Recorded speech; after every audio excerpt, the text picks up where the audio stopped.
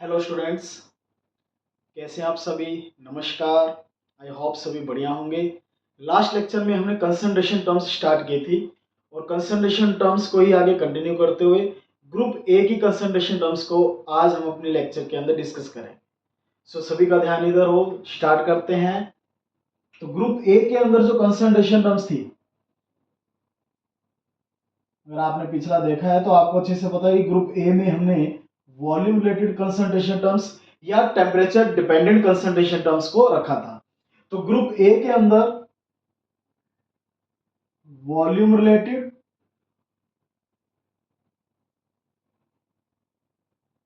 और you can से temperature dependent concentration terms,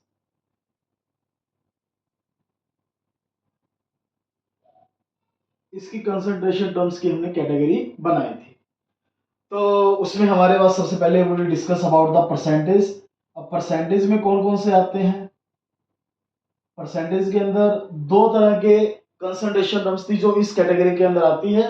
first percentage v by v. V by v मतलब volume by volume. तो इसको कैसे हम डिफाइन करते हैं। It is the just percentage कैसे निकालते हैं, जैसे आप अपने मार्क्स की परसेंटेज निकालते हैं, कैसे निकालते हैं।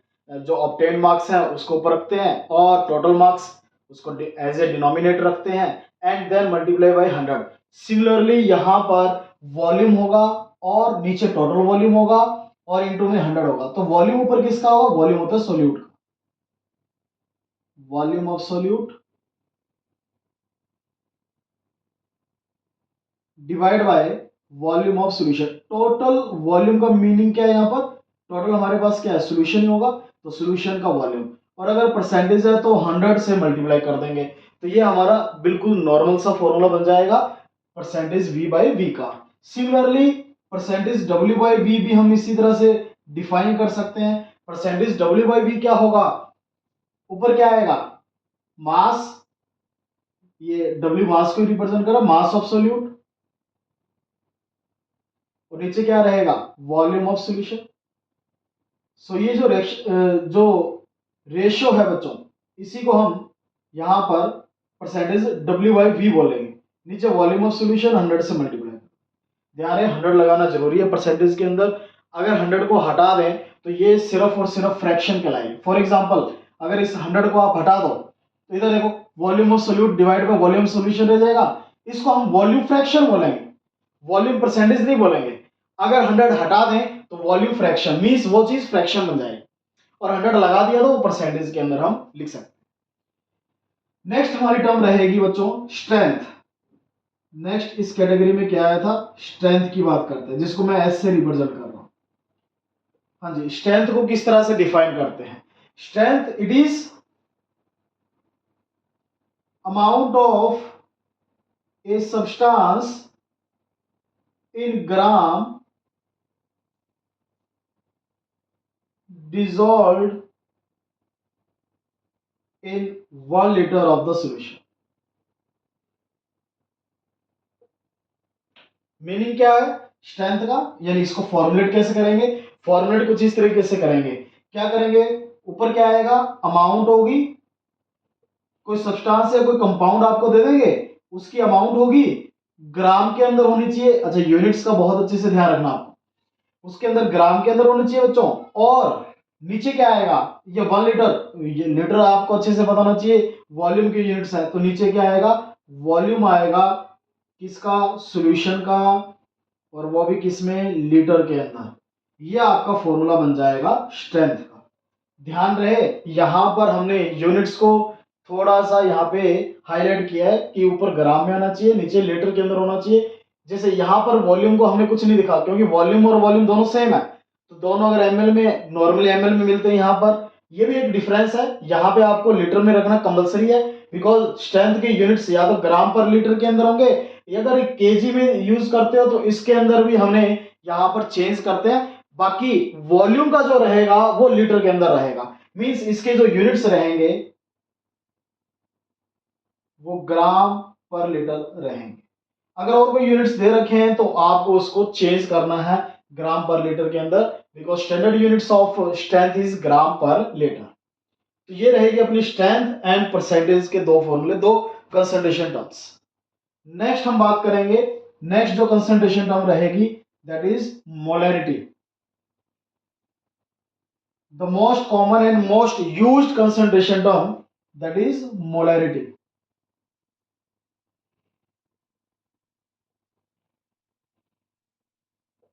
जिसका सिंबल रहेगा कैपिटल है। So it is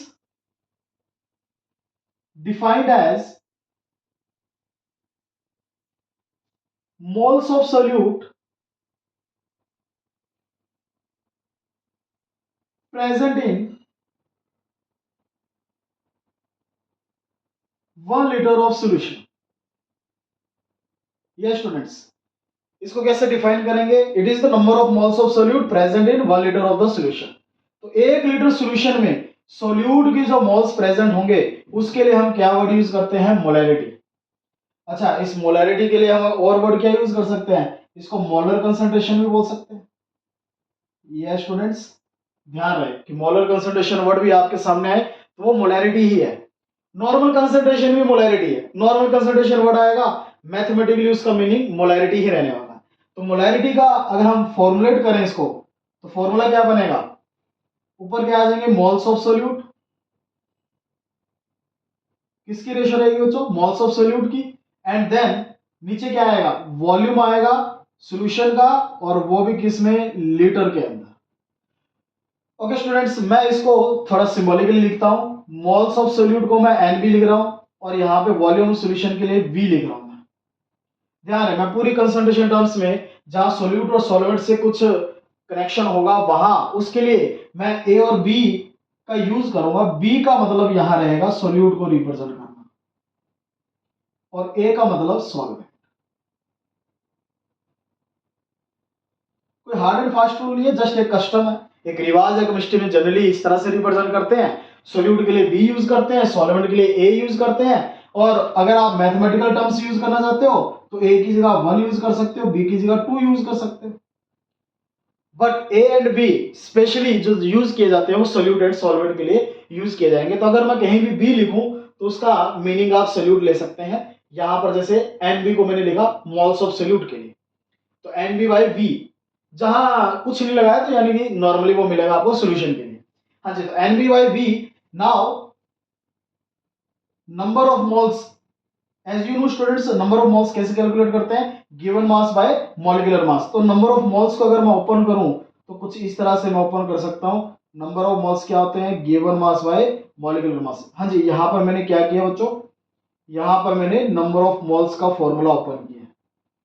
number of moles का फॉर्मूला क्या रहेगा? गिवन मास बाय मॉलिक्यूलर मास। अब ये सोल्यूट का ही है तो सोल्यूट के लिए गिवन मास को मैं डब्ल्यू से रिप्रेजेंट कर रहा हूं और मॉलिक्यूलर मास को मैं एम से रिप्रेजेंट कर रहा हूं। तो N B equal to W B by M B. I hope आपको समझ में आ गया। एन बी की जगह मैंने W B by M B लिख दिया और वी एज इट इज नीचे लिखा। अब अगर ये वॉल्यूम एमएल में दे रखा होता फिर क्या करते स्टूडेंट्स? अगर वॉल्यूम एमएल में होता तो एमएल को लीटर के अंदर कन्वर्ट करने के लिए 1000 से डिवाइड करना पड़ता है। तो ऑलरेडी ये नीचे है, डिनोमिनेटर पे है, इसके अंदर अगर डिवीजन करेंगे तो 1000 क्या चला जाएगा? ऊपर चला जाएगा। यानी कि यहां पर वॉल्यूम लीटर में था और यहां पे अगर मिलीलीटर में है तो फॉर्मूला ये यूज करना है। नॉर्मली मिलीलीटर के अंदर दे रखा होता है। हाँ जी, 1 लीटर एंड मिलीलीटर के बीच में क्या रहता है relation? 1 litre is equal to 1000 millilitre और 1 decimetre cube equal to 1000 centimetre cube. These are the most common units of the volume used in concentration terms। और इससे आपको आइडिया लग गया होगा कि 1 लीटर और 1 डेसीमीटर क्यूब दोनों इक्वल होंगे, एक ही बात होगी। और 1 मिलीलीटर और 1 सेंटीमीटर क्यूब भी इक्वल ही होंगे आपस में। So this is the units for used for volume. Volume के लिए ये यूनिट्स रहेंगे। इंटर कन्वर्ट करना हो तो हम इसका यूज कर सकते हैं। नॉर्मली यही देखने को मिलेंगे। बाकी मीटर क्यूब भी होती है, मीटर क्यूब हो जाएगी, लेकिन जनरली जो यूज की जाती है वो ये यूज की जाएगी। आई होप ये आपको समझ में आएगा। यहाँ पर डब्ल्यू बी क्या रिप्रेजेंट कर रहा है? W B is the mass of solute, जो कि आपको गिवन होगा या पूछा जा सकता है। मॉलिक्यूलर मास ये हमेशा कैलकुलेट करेंगे आप, फॉर्मूला पता है, मॉलिक्यूलर मास से निकाल सकते हैं। और m यहाँ पर क्या रिप्रेजेंट कर रहा है, मोलैरिटी का सिंबल। अगेन इसकी यूनिट्स भी बहुत इंपॉर्टेंट है। यस, यूनिट्स की अगर बात करें, मोलैरिटी की यूनिट्स की अगर बात करें तो यूनिट्स क्या होंगी इसकी, यूनिट्स आप स्टैंडर्ड फॉर्मूले से निकाल सकते हैं। यहाँ पे मोल्स है, नीचे देखो वॉल्यूम है लीटर के अंदर, तो यूनिट्स इसकी क्या बन जाएगी, मोल पर लीटर और mole litre inverse. Second unit, एक और यूनिट यूज की जाती है, सेकंड यूनिट होती है इसकी बच्चों molar. Molar is also unit of molarity. और थर्ड, इसका सिंबल भी एज ए यूनिट यूज किया जा सकता है। जो इसका डिनोट करने का सिंबल है उसको हम यूनिट के सिंबल के तौर पे भी यूज कर सकते हैं। मींस अगर कैपिटल लेटर के अंदर एम होगा तो उसका मतलब क्या रहेगा, मोलैरिटी रहेगी। कैपिटल लेटर के अंदर एम अगर आपको दिखाई दे उसका मतलब मोलैरिटी रहने वाली है। तो मोलैरिटी के सबसे ये प्लस पॉइंट आपका कि मोलैरिटी का जो सिंबल रहता है वो यूनिट्स का सिंबल है। यानी कोई अगर कोई आपको मैथमेटिकल कोई नंबर दे रखा है और उसके पीछे कैपिटल एम लिखा है तो इसका मतलब वो आपको मोलैरिटी गिवन है। तो ये इतनी बात आपको ध्यान रखनी है। This is the basic of the molarity, जो आपको कम से कम इतना तो आपको पता होना चाहिए। जब भी आप मोलैरिटी के न्यूमेरिकल्स करेंगे तो इसके लिए फॉर्मूला आपको अच्छे से पता हो। चलिए आगे बढ़ते हैं। नेक्स्ट जो कंसंट्रेशन टर्म रहेगी अपनी, अच्छा इसी से रिलेटेड दो कंसंट्रेशन टर्म्स और यूज करते हैं, जस्ट मोलैरिटी जैसी होती है, क्या डिफरेंस होता है वो अभी बात करेंगे। तो ग्रुप ए की लिस्ट आप पहले से देख चुके हो, लास्ट लेक्चर के अंदर हमने डिस्कस किया था। और इसके बाद जो इसी की जैसी कंसंट्रेशन टर्म यूज करते हैं, फॉर्मेलिटी। फॉर्मेलिटी यूज किसके लिए किया जाएगा, it is similar to, it is same as molarity but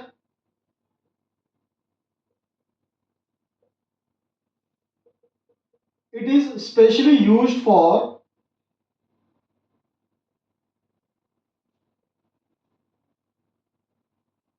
ionic compounds.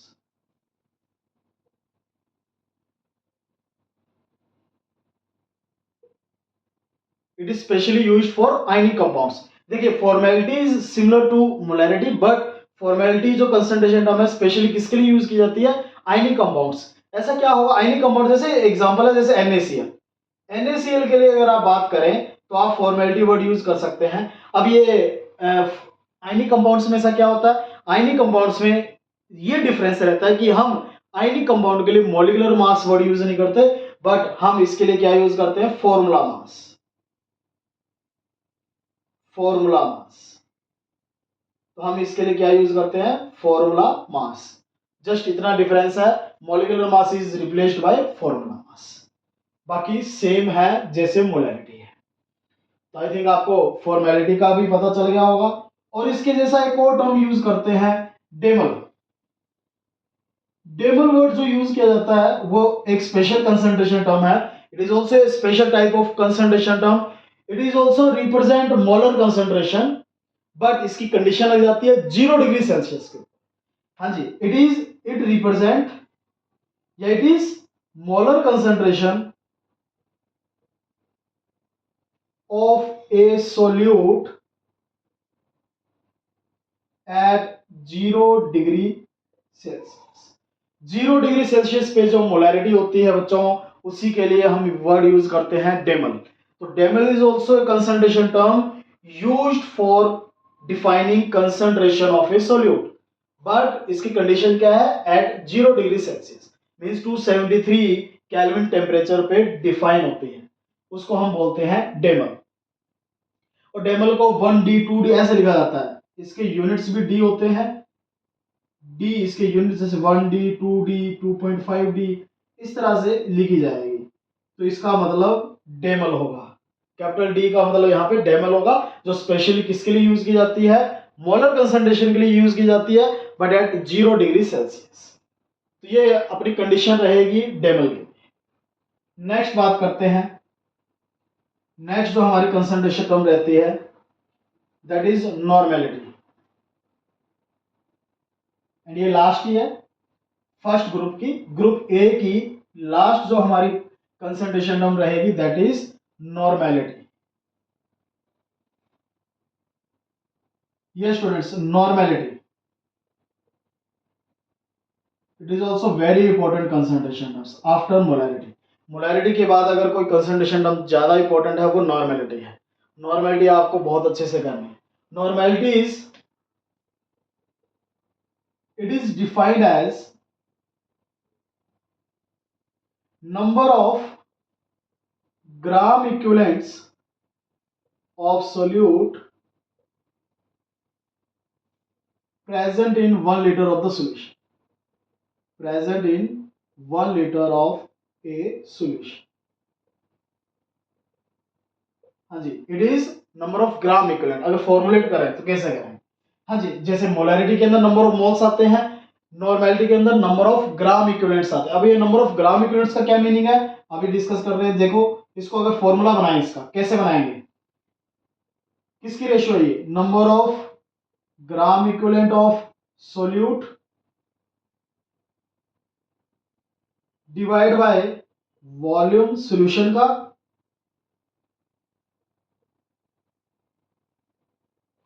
Litre के अंदर। अब नंबर ऑफ ग्राम इक्विवेलेंट क्या रहता है बच्चों, नंबर ऑफ ग्राम इक्विवेलेंट क्या रहता है, जिससे नंबर ऑफ मोल्स क्या था, गिवन मास बाय मॉलिक्यूलर मास। ऐसे ही नंबर ऑफ ग्राम इक्विवेलेंट क्या होता है, गिवन मास बाय इक्विवेलेंट मास। हाँ जी, यहां पर अगर मैं लिखना चाहूं तो इस तरह से लिख सकता हूं, गिवन मास,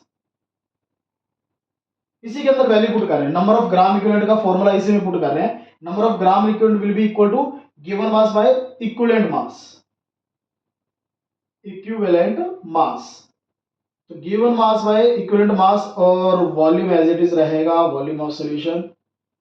हाँ जी, तो सबसे पहले नंबर ऑफ ग्राम इक्विवेलेंट क्या होता है, आई थिंक आपको क्लियर होगा। नंबर ऑफ ग्राम इक्विवेलेंट क्या रहता है, given mass by equivalent mass. Given mass और इक्विवेलेंट मास, अब ये फिर से एक नई टर्म आ गई, ये इक्विवेलेंट मास क्या होता है। तो इक्विवेलेंट मास क्या होता है बच्चों, नेक्स्ट इसी को हम डिफाइन कर देंगे इधर ही।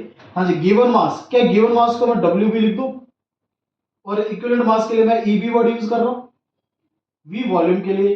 अब मैं यहां पर, हाँ जी बच्चों, यहां पर मैं इक्विवेलेंट मास के लिए कुछ लिखने जा रहा हूं। इक्विवेलेंट मास क्या होता है, equivalent mass is nothing but it is the ratio of molecular mass and valency factor. अब आप ये सोचेंगे कि ये वैलेंसी फैक्टर क्या है, तो अभी भी इसके बारे में बात करते हैं। तो ये इक्विवेलेंट मास क्या है, molecular mass divide by VF का मतलब बच्चों यहां पर वैलेंसी फैक्टर है। हाँ जी, तो ये अगर इसको थोड़ा रीअरेंज करें तो हमारे पास कुछ इस तरह का फॉर्मूला बन जाएगा, WB into V F that is valency factor divide by MB into V. यहां पर VF क्या है, VF is valency factor, valency factor. अब ये वैलेंसी फैक्टर क्या अभी डिस्कस कर रहे हैं, पहले फॉर्मूला बना लेते हैं बच्चों। अब इसको अगर ये वॉल्यूम अगर ml में दे रखा होगा तो हमारे पास फॉर्मूला क्या बन जाएगा, अब फुल एंड फाइनल करने जा रहे हैं, WB बाय MB। जैसे अभी हमने मोलैरिटी के अंदर किया था, वॉल्यूम अगर ml में दे रखा है तो ऊपर क्या लग जाता है, 1000 लग जाएगा। और इसमें नया क्या है, वैलेंसी फैक्टर है। हाँ जी बच्चों, क्या आपको इस फॉर्मूले से कुछ याद आया? यहाँ पे ये जो फॉर्मूला आपको दिखाई दे रहा होगा, देखो ये किसका फॉर्मूला है बताइए। अभी अभी अभी किया था हमने, WB divide by MB into V into 1000। क्या ये मोलैरिटी नहीं है? हाँ जी बच्चों, क्या ये मोलैरिटी का फॉर्मूला नहीं बन रहा? यस, ये मोलैरिटी का फॉर्मूला बन रहा है। तो क्या इस इतने इतने पार्ट को हम मोलैरिटी लिख सकते हैं और अपने पास एक नया फॉर्मूला बन जाएगा, क्या, normality equal to molarity into valency factor, that is the new formula और you can say shortcut formula. यानी कि ये सब कुछ ना करने के बजाय अगर आप सिर्फ मोलैरिटी निकाल लो और मोलैरिटी को वैलेंसी फैक्टर से मल्टीप्लाई कर दो तो नॉर्मेलिटी निकल जाएगी। मतलब ये सारी चीजें आपको पुट करने की जरूरत नहीं पड़ेगी। अदरवाइज आप नॉर्मेलिटी का सिंगल फॉर्मूला जो याद रखेंगे वो ये रखेंगे जो हमने यहाँ पर बॉक्स में बनाया है। देखो ये WB यहाँ पर क्या है, हाँ जी, B स्टैंड्स फॉर सोल्यूट। तो WB क्या हुआ, मास ऑफ सोल्यूट। MB क्या हुआ, molecular mass of solute. V क्या है, वॉल्यूम ऑफ सॉल्यूशन। ml में है तो 1000 लगा दोगे, लीटर में दे रखा है तो 1000 हटा दोगे। VF क्या है यहाँ पर, वैलेंसी फैक्टर। अब ये वैलेंसी फैक्टर क्या है, इसके बारे में बातचीत स्टार्ट करते हैं। हाँ जी, वैलेंसी फैक्टर, चलिए इसको स्टार्ट करते हैं। वैलेंसी फैक्टर है क्या चीज?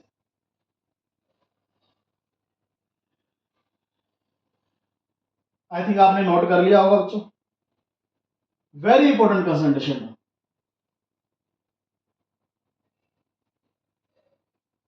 चलिए बात करते हैं वैलेंसी फैक्टर की। वैलेंसी फैक्टर या फिर इसको एन फैक्टर भी बोलते हैं। वैलेंसी फैक्टर या फिर एन फैक्टर। अब ये होता क्या बच्चों, वैलेंसी फैक्टर क्या होता है? आपके सामने जो सॉल्यूशन के अंदर जो सोल्यूट वगैरह दे रखे होते हैं, या तो वो क्या होंगे, एसिड होंगे या बेस होंगे या साल्ट, तीन तरह के आपको देखने को मिलते हैं और उसी के लिए ये डिफाइन होता है बच्चों। वैलेंसी फैक्टर नॉर्मली इस कंसंट्रेशन टर्म्स के रिगार्डिंग एसिड बेस और साल्ट के लिए आप डिफाइन करने जा रहे हैं। तो वैलेंसी फैक्टर को मैं थ्री पार्ट्स में डिवाइड कर देता हूं। थ्री पार्ट्स में सबसे पहला फॉर एसिड। एसिड्स के लिए वैलेंसी फैक्टर को बोला जाता है बच्चों बेसिसिटी। मे भी आपको पता हो एसिड के लिए बेसिसिटी वर्ड यूज किया जाता है। तो ये बेसिसिटी होती क्या है, व्हाट इज बेसिसिटी और valency factor for acids? Acid के लिए it is equal to number of replaceable H positive ions. Replaceable H positive ions. H positive ions अगर आपको एसिड में मिले तो वो रिप्रेजेंट करते हैं उसकी बेसिसिटी को, और वही अपने पास वैल्यू बन जाएगी किसकी, वैलेंसी फैक्टर की। इसकी एग्जांपल से हम समझेंगे इसको। फॉर एग्जांपल आपके सामने कुछ एग्जांपल लिख रहा हूं मैं। फॉर एग्जांपल HCl है, HNO3 है, सारे के सारे एसिड के आपके सामने लिस्ट बना देता हूं जो मोस्ट कॉमनली एग्जांपल आपको देखने को मिलेंगे। H2SO4 है, COH की ट्वाइस है, .2H2,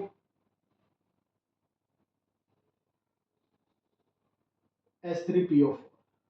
These are the most common used acids जो कि आपको पूछे जाते हैं। अब इन एसिड्स के अंदर आपको H पॉजिटिव जो दिखाई दे रहे हैं उसी के लिए हमने यहाँ पर यूज किया है number of replaceable H positive ions. Replaceable का मतलब जो इजीली H पॉजिटिव हमें मिल सके, उसी की बात करेंगे। तो ये एसिड जो है strong acid, normally strong acids ही मिलेंगे आपको, बिकॉज स्ट्रॉन्ग एसिड्स ही क्या कर सकते हैं, डिसोसिएट होते हैं। डिसोसिएट होकर क्या बनाते हैं, H पॉजिटिव देते ही है। आपने ये जरूर पढ़ा होगा एसिड की प्रॉपर्टी रहती है। तो H पॉजिटिव आइंस आपको काउंट करने, जहां ये एक H पॉजिटिव आइन देगा, ये अगर बात करें ये भी 1H पॉजिटिव आइन देगा, इसकी बात करें 2H पॉजिटिव आइंस देंगे। मैं अंडरलाइन कर देता हूं जो H पॉजिटिव आइंस मिल रहा है हमें, इसमें साफ साफ दिखाई दे रहा है आपको। अब इसमें बच्चों ये किसका है फॉर्मूला है, दिस इज ऑक्सैलिक एसिड। ये क्या होता है, ऑक्सैलिक एसिड होता है।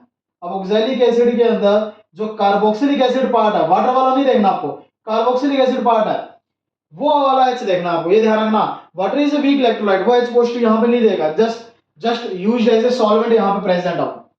एसिड देगा, एसिड यहां पर COH अच्छे से जानते हैं आप, COH कार्बोक्सिलिक एसिड होता है। तो एसिड वाला H देखोगे आप तो यहां पर जो H है वो मिलेगा। तो वो कितने यहां पर देख पा रहे हो आप, 2H पॉजिटिव, तो इसमें भी 2H पॉजिटिव आइंस है।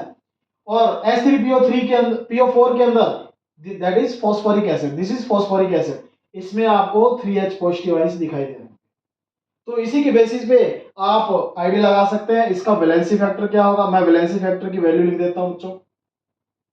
वैलेंसी फैक्टर इसका 1, HNO3 का, HNO3 means nitric acid, sulphuric acid, then oxalic acid and then phosphoric acid. इन सभी का वैलेंसी फैक्टर आपको पता चल जाएगा। जस्ट आपको क्या करना है, H पॉजिटिव आइंस को देखना है। Number of H positive ions will gives you the value of basicity as well as valency. तो एसिड्स के लिए बेसिसिटी आपको ध्यान रखना है। और एसिड्स के केस में बच्चों ये ज्यादातर एसिड्स ही मिलने वाले हैं आपको, ज्यादातर कंसंट्रेशन टर्म्स बोर्ड लेवल पे आपको बिल्कुल इजी, आपको इन्हीं में से डायरेक्ट मिल जाएगा। इन्हीं में से कोई ना कोई आपको एसिड मिलेगा और उसकी बेसिसिटी की वैल्यू आपको ध्यान रखनी है। तो ये एसिड्स के लिए हो गया। नेक्स्ट इसी की बात करेंगे हम बेसिस के लिए, valency factor for basis.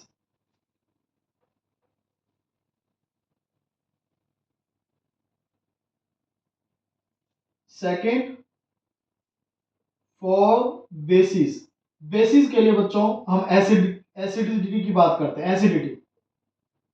Basis के लिए हम क्या वर्ड यूज करते हैं, एसिडिटी। और एसिडिटी क्या आता है, number of OH negative ions, replaceable OH negative ions. OH negative ions देखने हैं, ये बिल्कुल कॉमन रहने वाला आपके लिए। तो एग्जांपल जैसे मान लो आपके सामने NaOH आ गया, KOH आ गया, ठीक है, कैल्शियम हाइड्रोक्साइड आ गया, एल्यूमिनियम हाइड्रोक्साइड आ गया, मैग्नीशियम हाइड्रोक्साइड आ गया। तो ये मोस्ट कॉमनली जो आने वाले हैं वो यही आते हैं। नॉर्मली वैसे मैंने आपको बता दिया एसिड ही पूछे जाते हैं, लेकिन अगर बेस आ भी जाए तो जस्ट आपको OH नेगेटिव देखना है कितना है, और वही आपकी वैलेंसी फैक्टर की वैल्यू आ जाएगी बच्चों। इसमें आपको डायरेक्ट देखना है कितने OH नेगेटिव आपको दिखाई दे रहे हैं। जितने OH पार्ट आपको दिखाई दे रहे हैं वही इसकी एसिडिटी और वही वैलेंसी फैक्टर रहेगा अपना, किसके लिए, बेसिस के लिए। तो एसिड हो गया, बेस हो गया।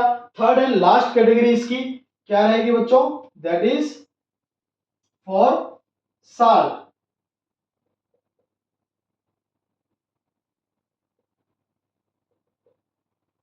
साल्ट आपने सुना होगा, एसिड बेस रिएक्ट करके साल्ट एंड वाटर बनाते हैं। तो साल्ट, साल्ट की अगर बात करें तो it is total positive charge. It क्या है, यहां पर हम वैलेंसी फैक्टर की बात कर रहे हैं। Valency factor is total positive charge और टोटल नेगेटिव चार्ज। अगर आप साल्ट की बात कर रहे हैं तो साल्ट के लिए क्या रहेगा, उसमें टोटल पॉजिटिव चार्ज देखेंगे और टोटल नेगेटिव चार्ज देखेंगे। This will give you the value of valency factor for salt. Example दे देंगे, इसी में से आपको ऑलमोस्ट पूछ लेंगे बच्चों, जैसे कि NaCl हो गया, KCl आपसे पूछ लेंगे। These are the most common salt जो कि आपको देखने को मिलते हैं।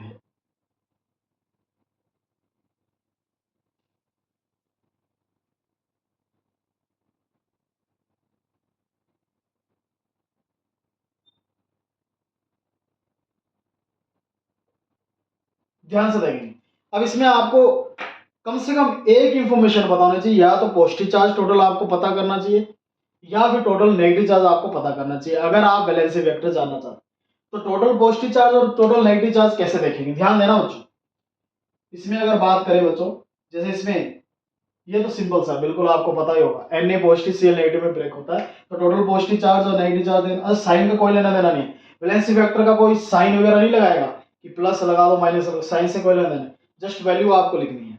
तो वैल्यू क्या, 1। Similarly Ka positive Cl negative, तो इसमें चाहे अच्छा साल्ट है, न्यूट्रल कंपाउंड होगा तो जितना पॉजिटिव होगा उतना ही नेगेटिव होगा, इसलिए साइन का कोई यहाँ पर चक्कर नहीं है। जितना पॉजिटिव हो उतना ही नेगेटिव मिलेगा, सेम वैल्यू रहेगी।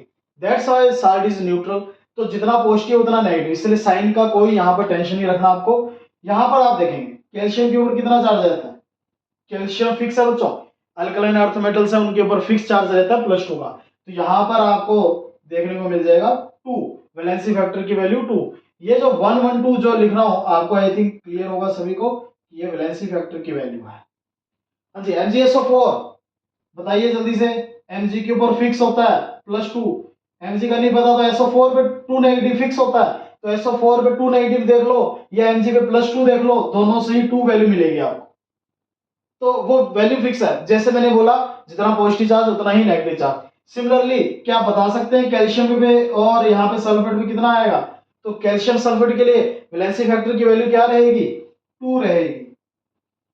अब आते हैं, बात करते हैं Na3PO4, इसको बोलते हैं क्या है, सोडियम फॉस्फेट। तो PO4 3 नेगेटिव फॉस्फेट आयन पे चार्ज होता है। देखिए आप अगर इनको अच्छे से जान पहचान कर लें, इनके साथ इंट्रोडक्शन कर लें तो बहुत इजी रहेगा आपके लिए, सोचने की भी जरूरत नहीं। आपको जस्ट इतना देखना है कि कितना टोटल पॉजिटिव चार्ज और कितना नेगेटिव चार्ज आ रहा है, और उसी को आपको लिख देना है, और यही अपना वैलेंसी फैक्टर बन जाएगा। Na3PO4 के लिए 3 बन जाएगा। अब बात करते हैं लास्ट Al2SO4 की थ्राइस एल्यूमिनियम सल्फेट की बात करते हैं बच्चों। तो यहां पर सॉरी ध्यान से देखेंगे, SO4 पे -2 चार्ज एंड Al के ऊपर कितना चार्ज होता है, +3 चार्ज। तो टोटल देखना है, तो टोटल यहां पे आप देख सकते हैं एक Al पे +3 है तो टोटल कितना हो जाएगा, टोटल यहां पे +6 चार्ज हो जाएगा। इस पूरे के ऊपर +6 चार्ज। सिमिलरली SO4 पे -2 है, कितने SO4 हैं? 3 SO4 है, तो इसके ऊपर कितना आ जाएगा? -6 आ जाएगा। आई होप आपको ये समझ में आ गया होगा कैसे चार्ज निकालते हैं। तो 6 प्लस का 6 माइनस का, इसका मतलब इसके लिए वैलेंसी फैक्टर की वैल्यू क्या आ जाएगी? 6 आ जाएगी। आई होप आपको ये क्लियर हो गया होगा। तो आप क्या करेंगे, इस वैलेंसी फैक्टर की वैल्यू को कैलकुलेट करके नॉर्मेलिटी के फॉर्मूले में आप पुट कर देंगे, आपकी नॉर्मेलिटी आ जाएगी। ओके, आई होप आपको आज का लेक्चर जो क्लियर हो गया होगा। Thank you and have a nice day.